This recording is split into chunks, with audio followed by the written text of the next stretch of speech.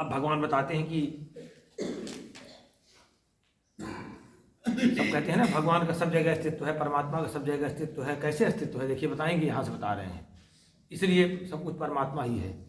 भूमिरापो नलो वायु खम मनो बुद्धिरेव च अहंकार इतीयं में भिन्ना प्रकृतिरष्टधा अपरिमेय मितस्तुन्याम प्रकृतिम विद्धि में पराम जीवभूताम महाबाहो ये दम धारते जगत। भगवान कहते हैं अर्जुन, पृथ्वी, आपा माने जल, अनल माने अग्नि, वायु माने वायु, खम माने आकाश, मन माने मन, बुद्धि, अहंकार, ये जो 8 तरह से विभाजन है ना प्रकृतियां का, कहे भगवान कहते मेरी प्रकृति है, ये मेरी प्रकृति है।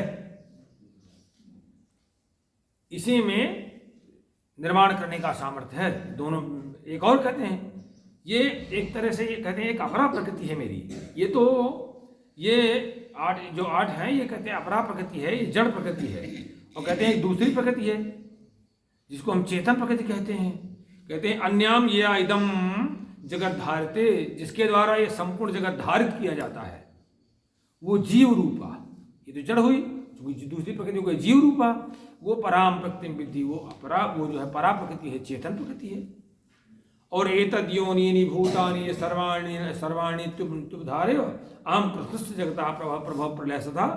अर्जुन, तुम ऐसा समझो कि प्रत्येक प्राणी इन दोनों प्रकृतियों से ही उत्पन्न होने वाले हैं।